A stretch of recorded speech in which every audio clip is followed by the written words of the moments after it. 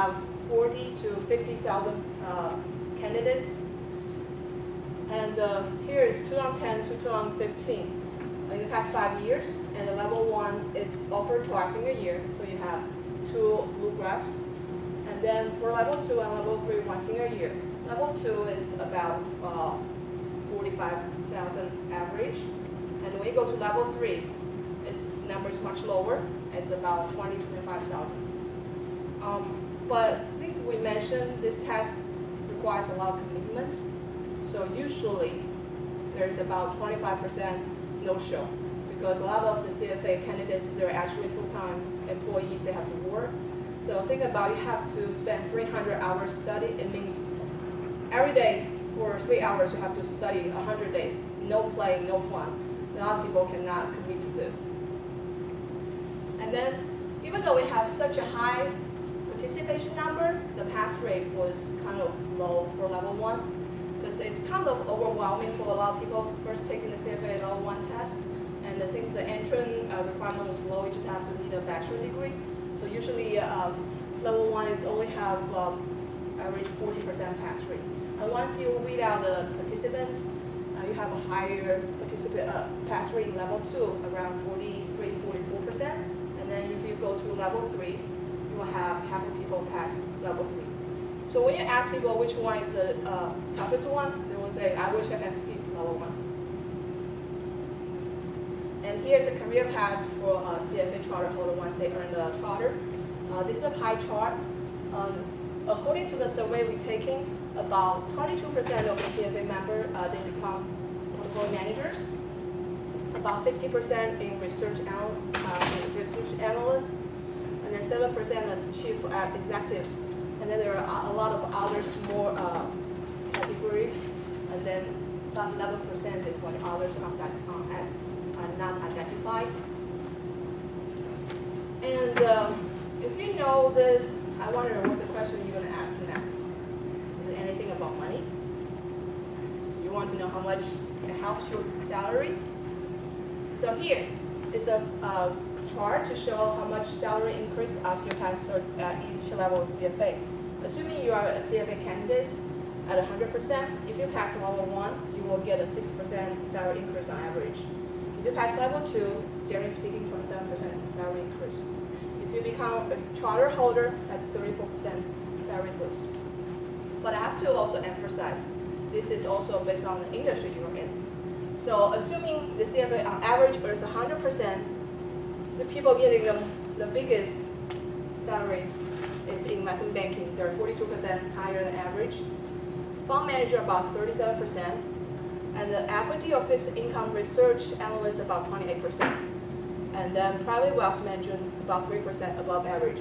Once you're going down this part, you can see their salary is actually below the CFA members' average. So when they're in operation or other financials, you actually didn't see a big boost or big increase in your salary. So that's why it's actually some fun facts. And look at the 1963, the people taking the CFA test, they're more like well-suited Wall Street people. They have glasses on, they look very professional. And nowadays, when you take a CFA test, you have a much wider group of people from all races, all ages, and they just want to take the test to get into the financing industry. So in conclusion, CFA is not right for everyone. CFA actually is designed for people that are serious investment professionals. They want to do security analysis or portfolio management. And given this task takes so much time and money and effort, if you are not serious about becoming investment professionals, I would not suggest you take the CFA test. And that's it for my presentation. Any questions? Good, excellent, excellent. Comments for Yang? Yes, Jack. I think she kept the eye contact pretty well. Yeah, great eye contact, consistent eye contact. Levy. I think she did a really, really good presentation. I'm not going to go into details, but Good. What did you say about details? I said I'm not going to go into specific details, but just overall. Details, all right. Vanessa? I thought your slides were really well put together. It was enough that it led me to what you were going to talk about next, but it was there enough that I had to pay attention to what you were saying. I thought in the beginning when you said something about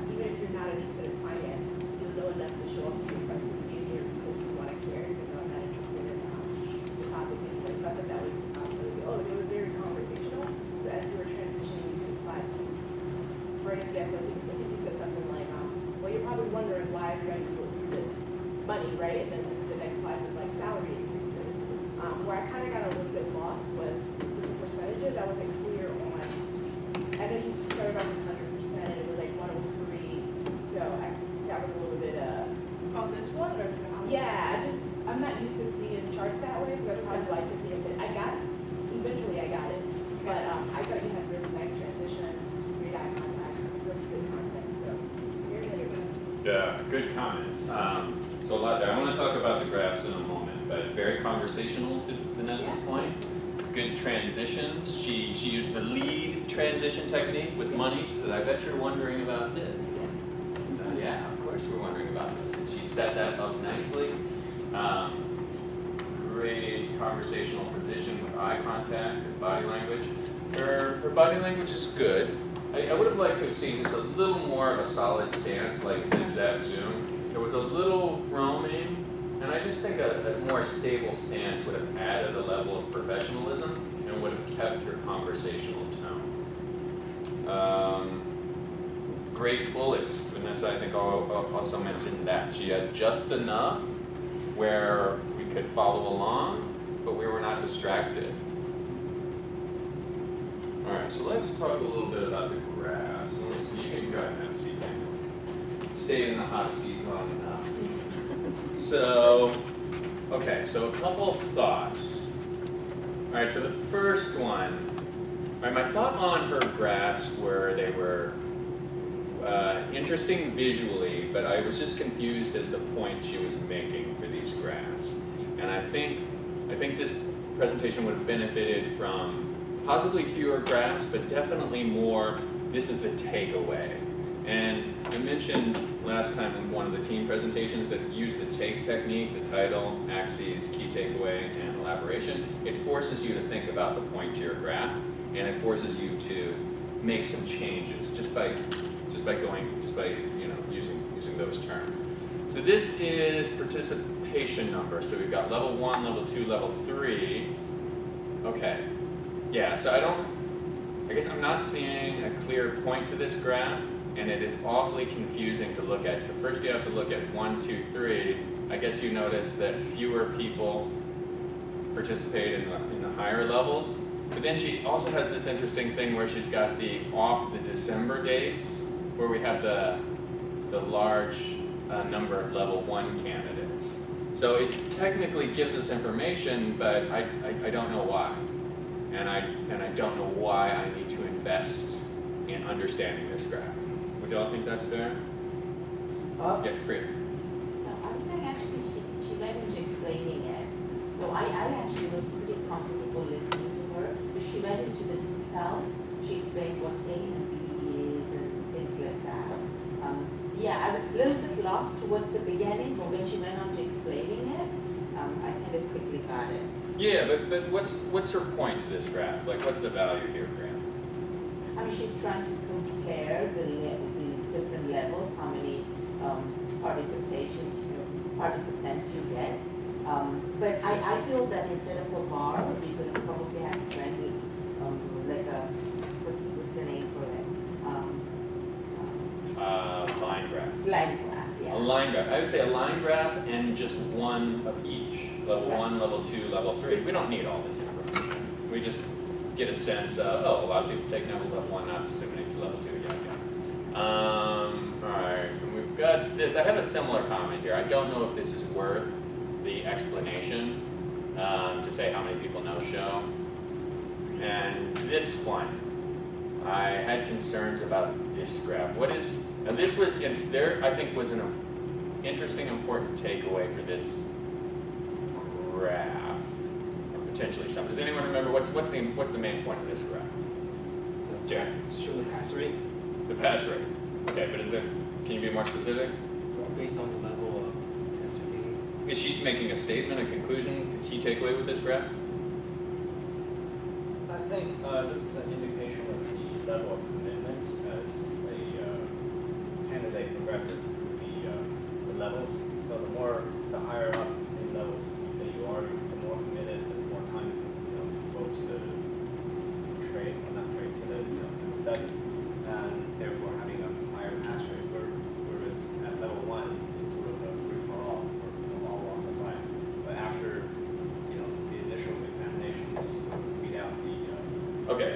right, so the takeaway is that pass rates go up Right. as you go through the graph. Okay, so let's come back to that in a minute, but just visually, and I'm not seeing something that makes sense. I'm seeing some yellow dots, and I guess it looks like it's sort of going up over time, and I'm seeing some, I guess, level 2.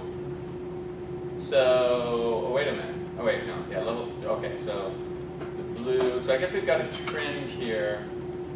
Yeah, so she's using a line graph, which leads us to think that maybe there's a trend we need to notice. But if her point to this graph is that she just wants to show the pass rate going up, I think she can combine this in maybe a 1 bar graph with 3 points, just like the previous one.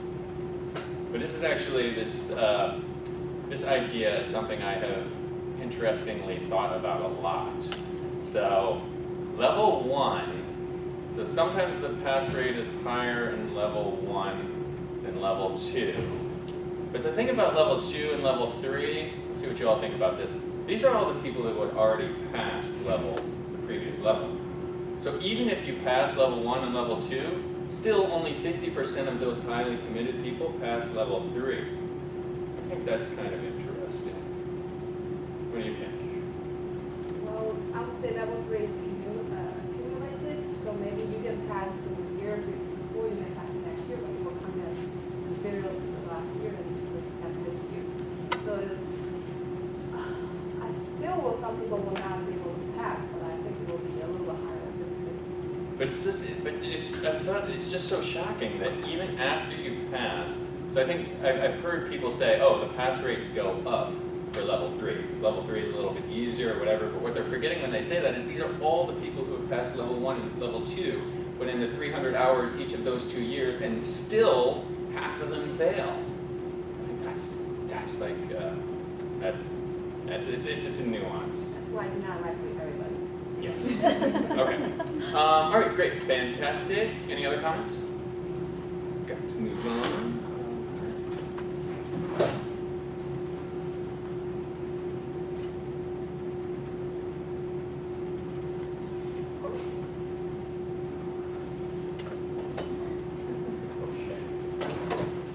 All right.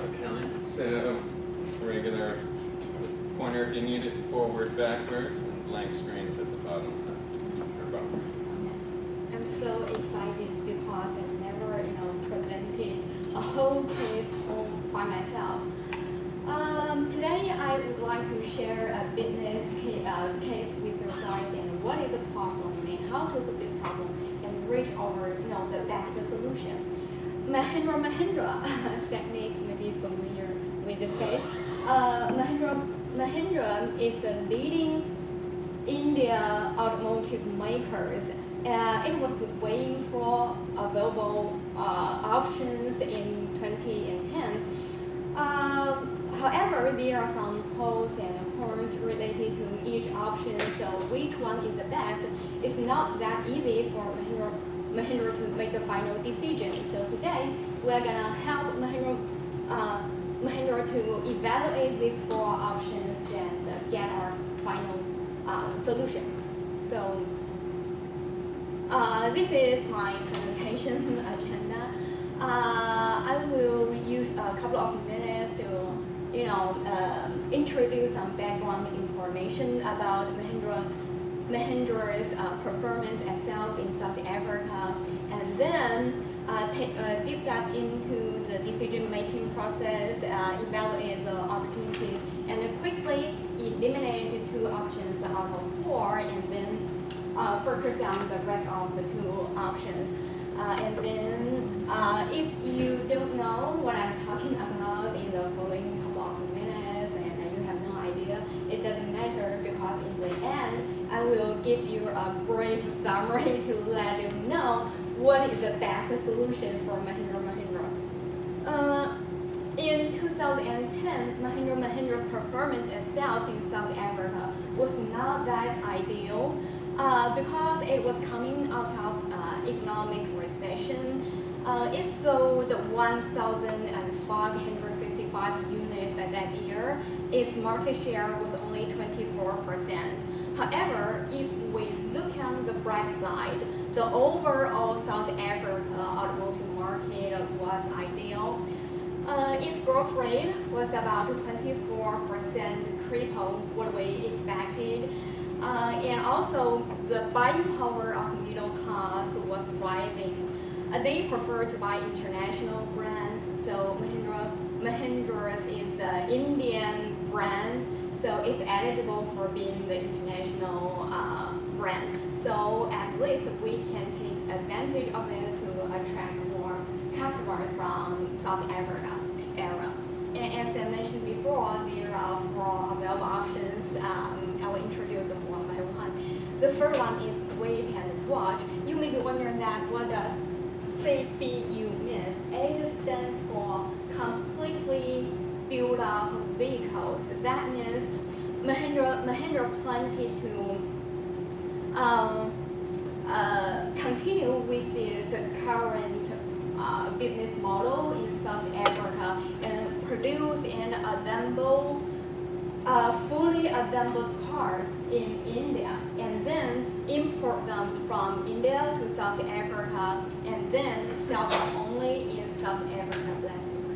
And the second one is use South Africa as a hub to import and export its complete vehicles. A little bit different from the first option. We are not only focused on South Africa market, but also we want to export our complete vehicles to the other countries in Africa. So clear. And the third option for us is contract assembling. That means we want to produce all the components and parts in India and then import them from India to South Africa, and also we may ask the local assemblers to help ask them to assemble the complete vehicle for us. So import CKD. CKD stands for completely knocked down vehicle. And the last one is manufacturing facility. Obviously, that means we want to build up a completely new facility in South Africa and all sorts of components or parts locally or from India, and then assemble the car in South Africa and then sell some of them locally and the others, exported to the other countries in Africa. So 4 options are very, confused. So let me quickly eliminate 2 of them and focus on only 2. The first one I'm gonna eliminate is wait and watch option because even though there are some considerations, support this option. For example, the micro environment in South Africa was not that ideal. So many considerations like social unrest, labor unrest, whatever, and also overcapacity is a prevalent issue for almost all automotive makers. And also, in 2010, the global economics has not fully recovered, so all of this information might be, support this option. However, if we just wait and watch while other makers are moving on, it's very likely for us to, to lose the overall South African market. So this option is gonna be ruled out in the first place. And the second one is use South Africa as a hub. It's very costly in the long run because based on what we forecast is for demand by 2020, which will be almost 18,000 units by 2020. So we can do a simple calculation based on the background information, 25% imported duty. So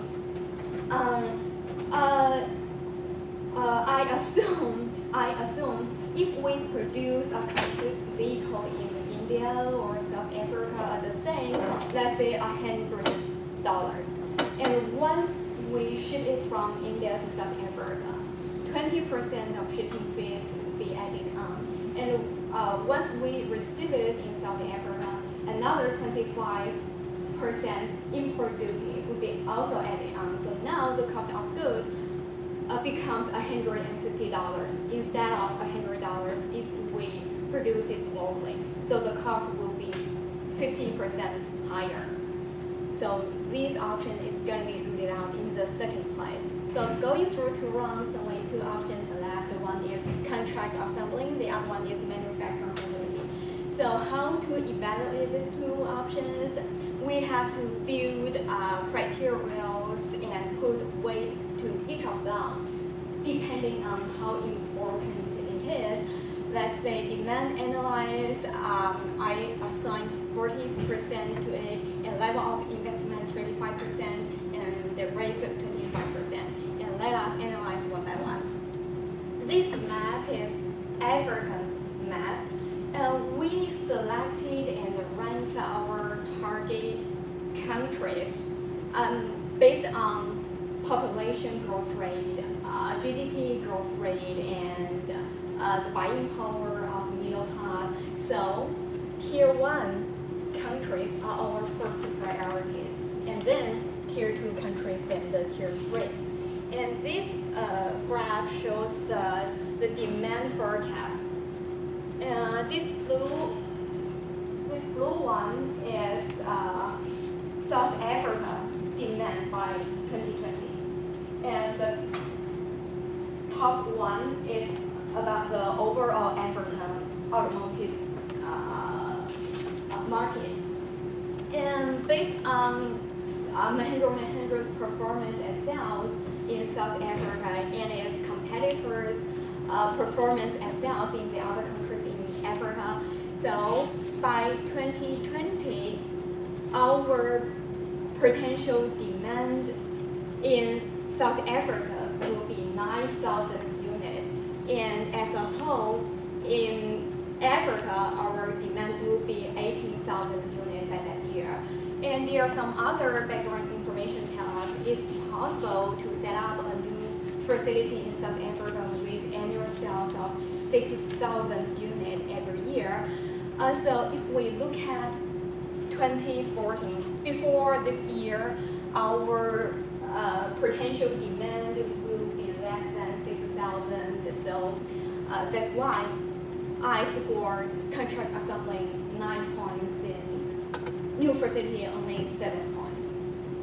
And the next one, I'm gonna analyze the level of investment. Contract assembling, if we sign a 5-year contract with assemblers in South Africa and share 5% profit with them, our required investment will be 44 million rands. Rands is South African currency, so 8 rands is equal to $1. And our own facility, unfortunately, we didn't get any information about how much amount of money to set up a new facility. However, based on what we got during doing the research, Toyota reinvested 1 million rands to add one more model in its existing facility with capacity of 55,000 units. So based on those information, we calculated our potential upfront investment, which will be 364 million rands. So compare these two, it's very obviously the own for manufacturing costs a lot. So that's why I put 10 to contract assembling, but only 5 to our own facility. And the last one is race. We all know that the microenvironment in South Africa is not that ideal. There are several uncertainties we have to face. Let me give you a very simple example to demonstrate what will be going on once the risk occurs. In 2013, South Africa experienced a 4-week labor unrest, and more than 30,000 laborers didn't do anything during that period of time. And more than almost 4 major makers suffered $2 billion loss in its output. So we can imagine that if something happens to us similar to it, how much of money we have to, so that's why I put heavy impact under facility and mild impact under contract assembly. And the same way to evaluate the rest of 5. And then sum up how many mild impact for each of them. So 4 miles for contract assembly, 2 miles for own facility, which in turn influences performance. So contract assembly got 8 points and own facility got only 4 points. So this is a weighted scorecard during demand analyze. Contract assembly got 9 points times 40% weighted criteria is equal to 3.6. And the same way to calculate the rest of these things. And in total, contract assembly got 9.1 and manufacturing facility got 5.55. So it's obviously who got the higher point when this case competition. So contract assembly win. Let's do a brief summary because a lot of information there. Contract assembly is the best one among the 4 options. You just invest 44 million rands. You can guarantee your production about 1,800 units by 2020. And also we can sign a 5-year contract with assemblers in South Africa. And by 2015, if we review and look back, we can change our strategies for the future. So also during these 4 or 5 years, we can cater to both local and export market. Fair enough. Thank you. I know I took a long time to present this case. Okay, so a presentation followed by an apology. Alright, good. Comments for Helen? Yana? Okay, I really like the contents of the presentation because I know it's a technical presentation. I can see that she did a lot of work. And some of them are not just a very, general skills, like let's say Excel. She did a scorecard. It's a very, financial related, and it's something you have to learn. I've been trying to learn that myself. But I do have a question for her though. Since you mentioned about the 5-year contract, if you outsource, the assembling portion of your work to local Africa, assembler. Maybe. So if you sign a 5-year contract with them, and if, for instance, during, let's say, halfway through your project, 2 years later, for some reason, the market, in Africa dropped.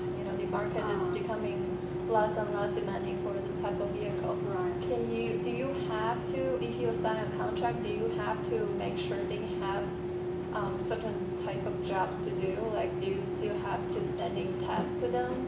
Or otherwise, if you stop your production and if you kind of, you still have to contract with them, but you're no longer assigning jobs to them to do, will that, affect the contract assembling? I think that means is we just sign a contract with local assembler, but not we set up any facilities or hire the laborers to work for us. Okay. So as long as you're producing in Africa, you will be working with them. Yes. If we set up our new facility in South Africa, we have to hire the laborers and the top management. Okay. And if you don't have any further, projects, you don't want to produce anymore, do you have to pay them still, or? I think the capacity. So that's why I think what you're asking is about overcapacity. Yes. All right. Actually, we have several things. The first one we produce for ourselves, the Mahindra brand, and second we can how to say that, we can use our no. I'm sorry, how to do that? You know, I think I'll kind of in this line of questioning, I think what the takeaway, as far as I'm concerned, is that there's a lot of interest in these specific details, and you We can clearly, discuss it later. Okay. yes, and you clearly followed what she was trying to say enough to ask an intelligent question like that. And I'd like to point out a couple things she did to make her presentation so accessible, unless anyone wants to beat me to it. I think the tracker was really a great idea. Brilliant. Have you used a tracker before? This one? Yeah. Have you used this before? I think this is the first time I do that. Yeah, I think the tracker was key. The scorecard was also very helpful in guiding us through this very technical presentation. What else do we got? What else do we have? I'm still lost at that, the graph of Africa and then the little graph. Yeah, I want to talk about that graph in a minute, but as far as good things, we've got the tracker, we got the scorecard. And look at the way she did this. You got the 1, 2, 3, 4 options, and boom, they scroll through there. However she did it, so we could see where she was. Option 1, option 2, option 3, option 4. So you had a couple of challenges. One, this was a lot of technical details. 2, I think because English is your second language, a couple that manifests in a couple ways. And one, you speak a lot. You say a lot of different things, and you speak with a very consistent tone. A lot of times, native speakers will use more vocal variety. And you know, we can discuss this more. I'm not saying you should, but I'm just raising the point that native speakers will speak with vocal variety. They'll slow down. They'll accent certain words more carefully because they're fluent speakers and they know how to talk with those nuances. But because you don't, we need a little extra to follow what you're saying. And because you did such a great job with presenting in the PowerPoint, I think we were able to very effectively follow all those words. If it was just her speaking for 20 minutes in that consistent tone, I dare say we would just kind of not be able to follow it. Let's talk about this graph that Priya mentioned. All right, yeah, this was a little tough. So we see this increase in demand, which is a fair point. And then we've got tier 1, tier 2, tier 3. And then I got a little confused. It's like, so this is, I guess, this is tier 2. Is that tier 2, Helen? No. Is this tier? But this is exports. Yeah, exports. Yeah, that's right. Export. Exports tier 1. All right, so this is exports tier 1, exports tier 2, Sorry. and then tier, So wait a minute. export. This is tier 2. But that tier 2 is yellow. Ah. Okay. So there was a lot in this graph, and I like one key takeaway. And Go ahead. I just put the color randomly, but Okay. there's no relation between these two graphs. Okay. I So was trying to find the correlation. right, and me too. So I think a graph can. I'm not saying you need to dumb down a graph. It can have a lot of complicated information, but the first thing I want to see is the key takeaway. So we can see, here's the title, here's the axes, here is the increase, the trend increase. Now, let's break that down a little bit. Let's look at tier 1, let's look at tier 2, let's look at all this complicated nuanced stuff, which you can bring in as long as your audience is clear about the point of the graph. Yes? If you really have that much information, how should you emphasize, or like which part you think you should emphasize or simplify to retain the attention? Because I think it's a lot of information. I would never choose to pick a topic like this to do a presentation. So, all right, so I mean, I think what would be the one key takeaway of this graph? I think it would probably be something to the effect of overall demand is rising. All right, so that's the key takeaway.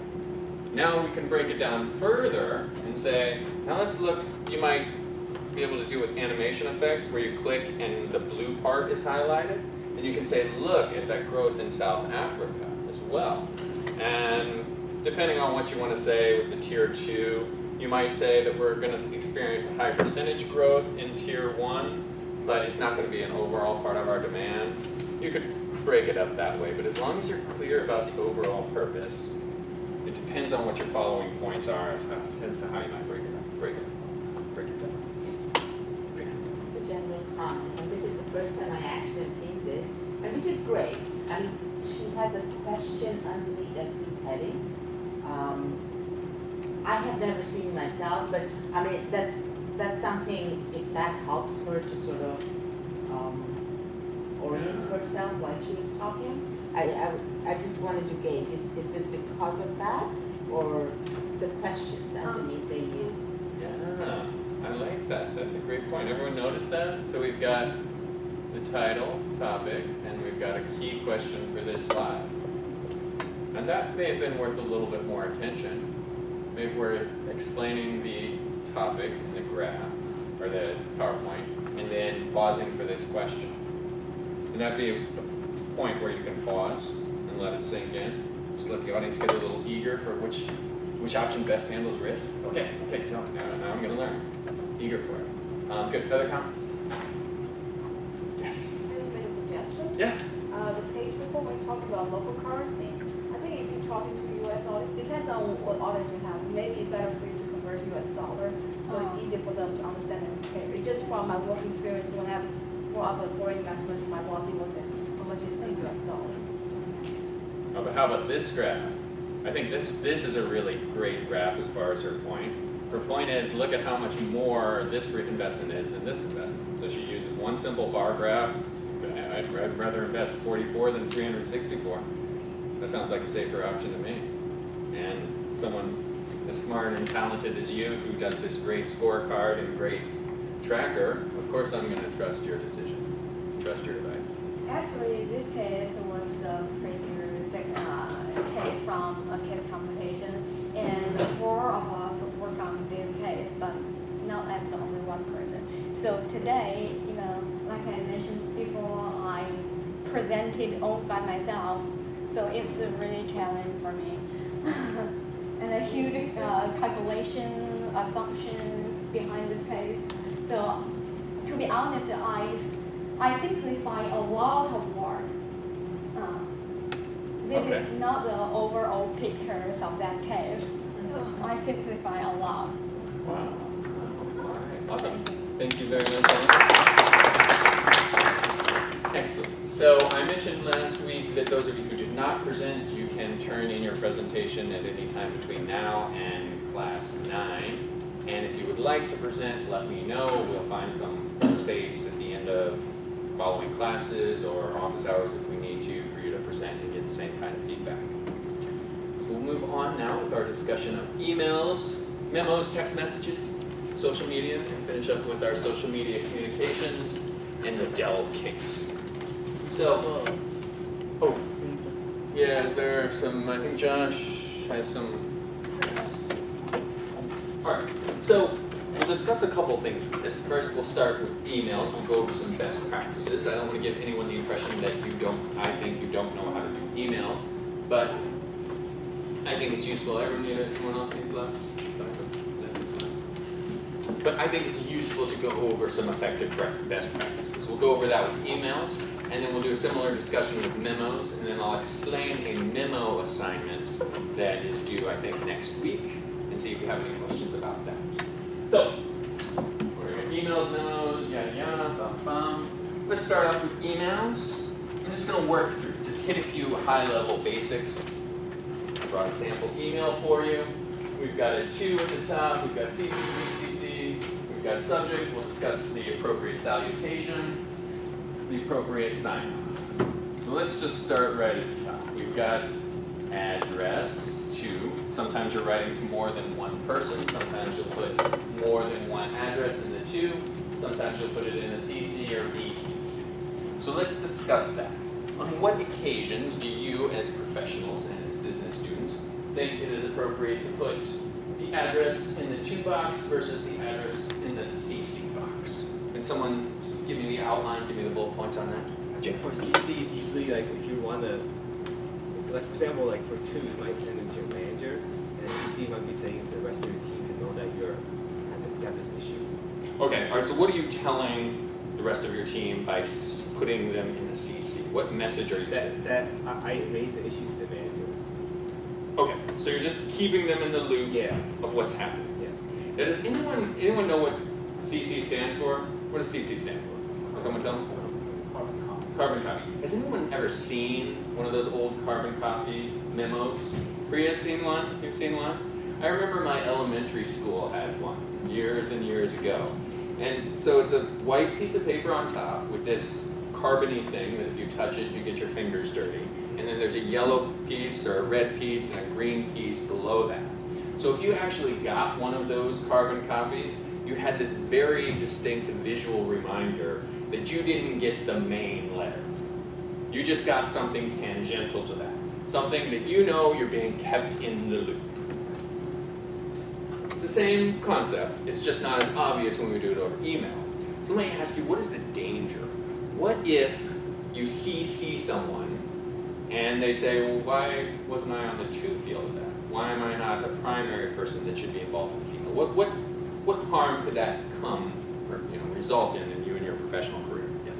Well, just to answer your question, but I also like to use some of the examples when I would use CC or not to use CC. If I spoke with a group of people, so let's say if it's an interview, I spoke with a number of them. Some of them could be the hiring manager, some of them could be someone else from other departments who doesn't really make a crucial decision on my hiring process. To be polite and to have the general standards as an MBA, I would recommend you put everybody on the to section, not just somebody, the hiring manager on the to and someone else in the CC. But if at work you're trying to communicate with somebody directly, and somehow in the process you run into some kind of communication problems, you like someone else from the about to notice about this type of communications you're having, without directly telling them, I might put the directive on the CC section just to.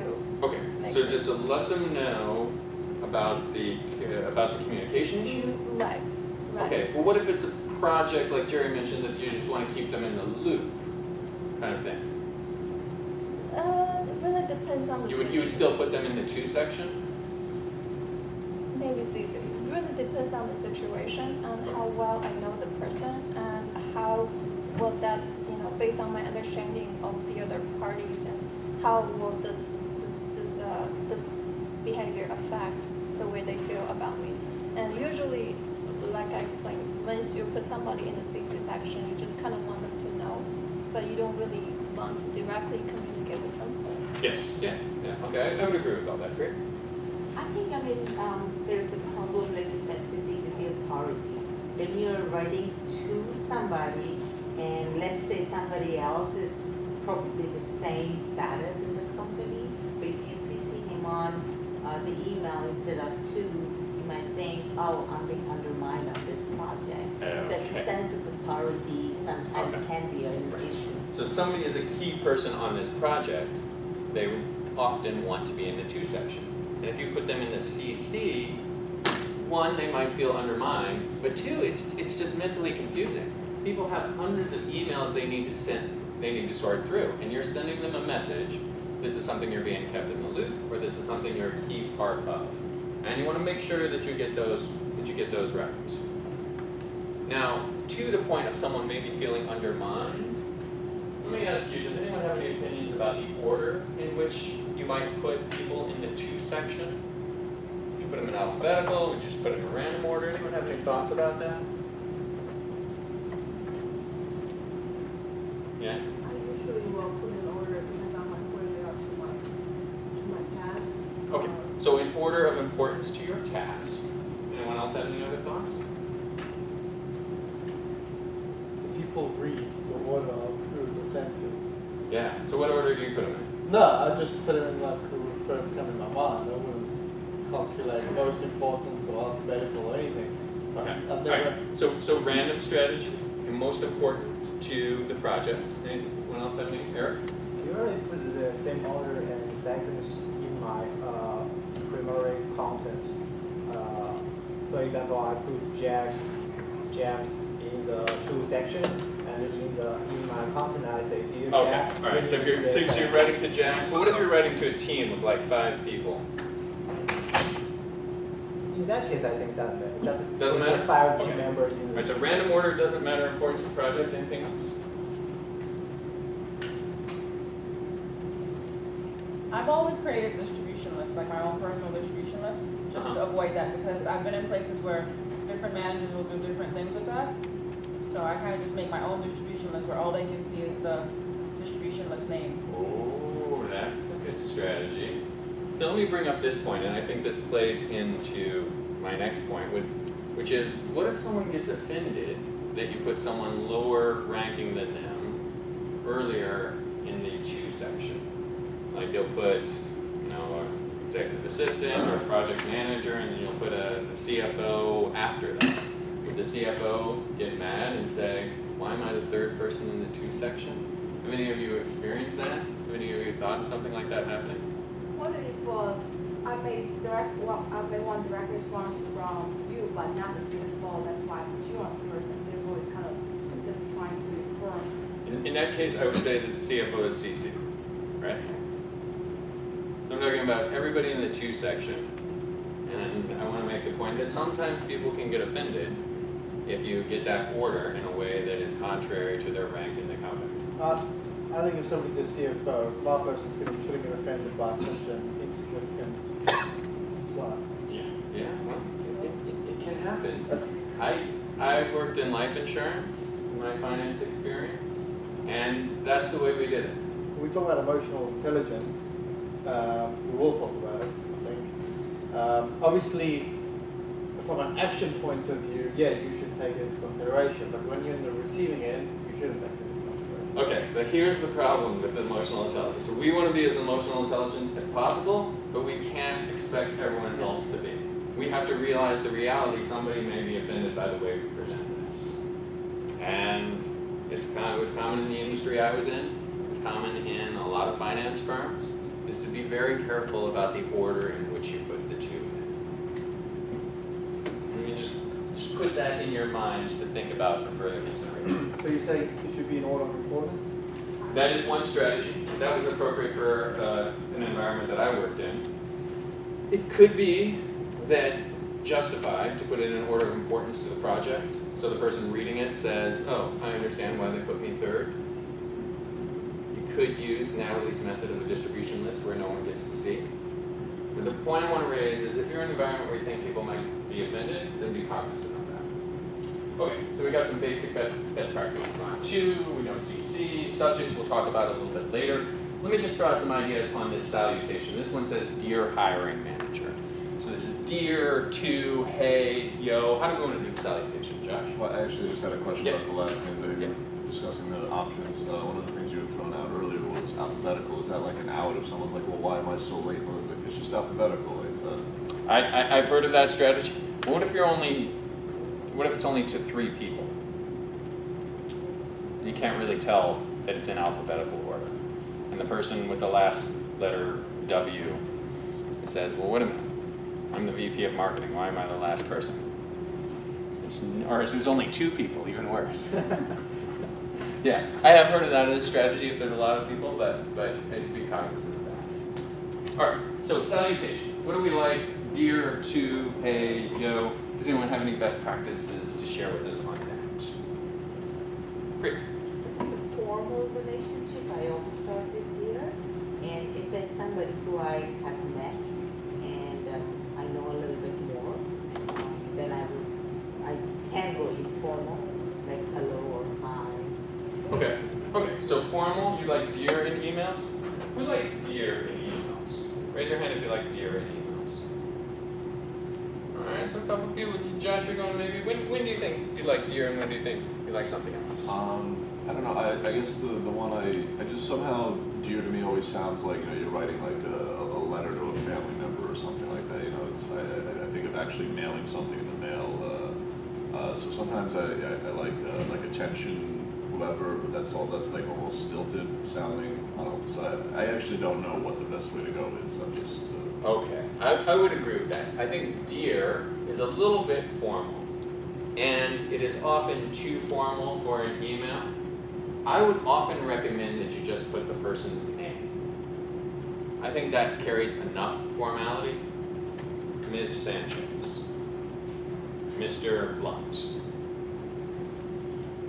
I would recommend that for an email. A dear can send a message that you're just not really in touch with the formality or the level of formality in emails. Now, So what if you just wrote Susan? Susan, if first names are appropriate in that context, I would say Susan could be okay. Can you say like good morning, Susan, with that name? I think that's good. Good morning, Susan. Hello, Susan. Yeah. Dear, I would use dear cautiously. It sends the message maybe that you're a young MBA trying to get a job and you don't really know how you should, what level of formality that you've taken this. What do you think, Priya? I don't know. At OCM here, we always like keep talking about start with dear hiring manager or dear Mr. This. So I kind of get a conflicting message here. So I don't know. Okay. So take that with a grain of salt. And, all right. No, but I get your point that, it's a bit too formal. Yeah. Okay, all right. So and we've got a little signature here. One thing I wanted to bring up with the signature, my recommendation is I like a concise signature, a one-line signature. So when you're going back and forth with these emails, you don't have that huge, this is all my information. Or if you're emailing someone who's in a financial firm or a law firm, they have like a huge disclaimer. So when you're trying to read emails, you have like blocks of text that you have to sort through. I like a one-line signature. It's worked out well for me. I think it makes a clean, concise message, clean, concise email. All right. So any other comments on emails? Anything we want to go over there? Yes. I want to ask this. I always struggle with this. How do you end your email? Because I see different people doing different things. Sincerely, best regards, or just best, or, lots of other different things. So what would you suggest, and in terms of like for being formal and not so formal? Okay. The way I do it is I just put best, comma. Did I put it here? Yeah. Best, comma, Zach. If you want to make it a little less formal, you could erase the best and just put a slash here. If you need to, just end it with a little sign of respect. I like best. And best is very neutral. I would avoid sincerely. That gives it the formal letter feel. Same reason I don't like dear. I don't like sincerely. Does anyone else have any preferences on the way they end their emails? Yeah. I like regards. Regards is good. I think regards is like best. It's a good neutral term. How about kind regards? Sure. Kind regards. Truly yours. I know lawyers I've seen often in their emails or letters, very truly yours. I mean, that is a lawyer theme for some reason. If you're a lawyer, that can work for you. All right, great. So let's move on to memos. And let me ask you this before I discuss memos. Who can sum up the difference between an email and a memo for us?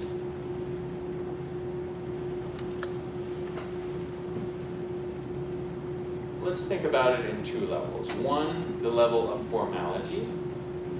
Two, the amount of interaction in each. So the level of formality in emails versus memos, and the amount of interaction that takes place between sender and receiver in emails and memos. Josh.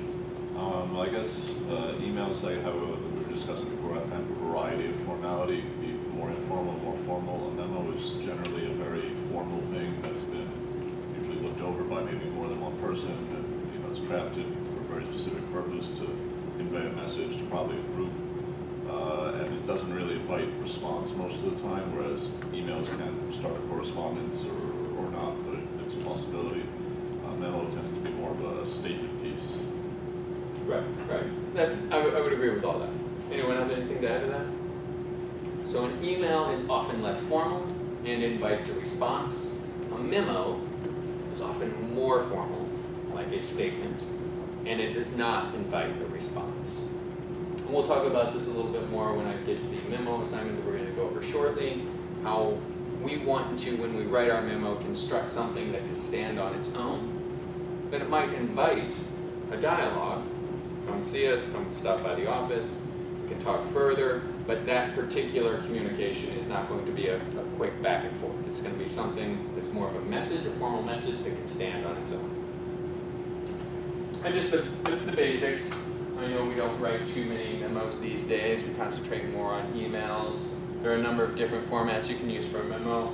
This one's pretty simple. You might have a company letterhead at the top, the company and the person that the memo is coming from, the date at the top, the to, as Josh mentioned, often to a group of people. You might have a CC line, you'll have a from line, and a subject. And then when you start the memo, you will pretty much never put a dear, a salutation, never put a to.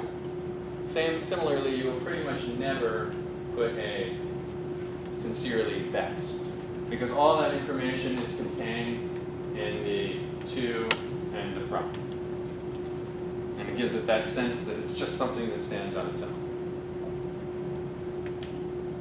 Any questions?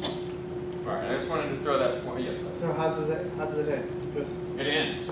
it ends. It ends. It just ends. You make a statement and then that's it, it's over. And that statement is designed to stand on its own, in conjunction with this information. You can get some information about the subject and who it's coming from and who's CC'd just by the layout of it. Quick.